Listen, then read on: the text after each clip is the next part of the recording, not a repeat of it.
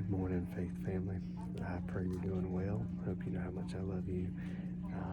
Today looks a little bit different. Today is my infusion day, and so coming to you from the hospital as I'm doing that. But I wanted to encourage you and remind you that we're reading now back in the book of Genesis. Genesis chapter 12 through 14 is today. The last time that we saw Abram, you know him as Abraham, was the end of chapter 11, where we saw that Abram was the son of Terah. And in chapter 12, or in chapter 11, sorry, we had the Tower of Babel, where man tried on their own to get to God. They built the tower.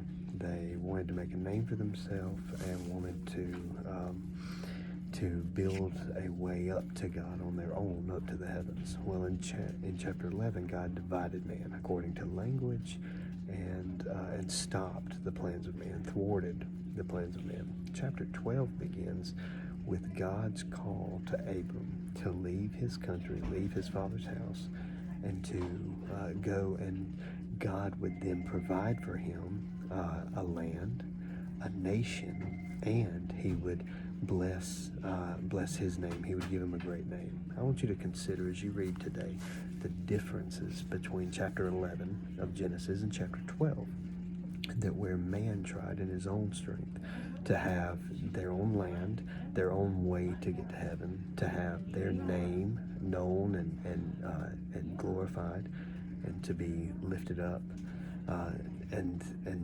then in chapter 12, where God says, I will do this. The difference is man tries and fails in our striving to provide for us a name and a reputation and security. But God says, I will do this for you. I will give you a land. I will give you a nation. I will give you a name. And he does so.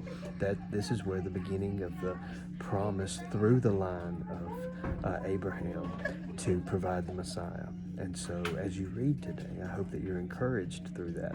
We also see that God does so by calling a man who is not perfect, and it's full of flaws. We see even the very first flaw as you read Acts chapter 7, a reference of this. You see that God actually called Abram from Terah, and that there was a time in which he didn't follow God completely. He stayed with his father. And so Acts 7 reveals that as it references that. So Abram didn't fully obey in faith at the very beginning. And that shows us, that gives us hope that even in our mistakes or in our lack of faith, God can still use us and give us second and third chances. We also see his failure with his wife, Sarah. He tells her to say, you're my sister. And this was half true, but even a half truth is a whole lie. And so as you read today, mark even the failures of Abram, and then also remember the successes. We see Abram's success with his nephew Lot, and his success in giving a certain land to Lot and keeping a certain land. We see his compassion in generosity. He had every right to get the land he wanted. You see this with the kings that he goes up against, that Abram is a mighty man full of resources and wealth and servants, and he uses that for the salvation of his nephew.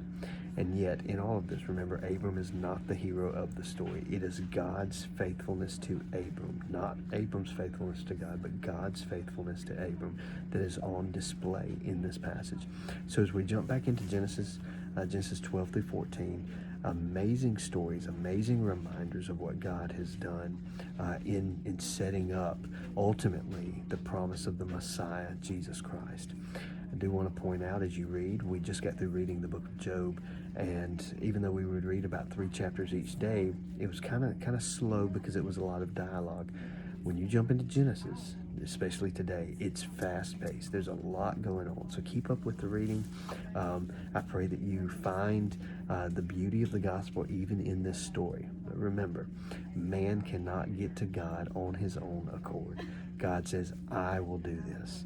And so we should reject any attempt of our own to try to earn God's favor or love. God has already given us his favor and love in Jesus Christ. So lean on Christ. Cling to the cross. That's the beauty of the gospel, even in these passages that we read today. I love you. I'm praying for you. Stakes in the ground.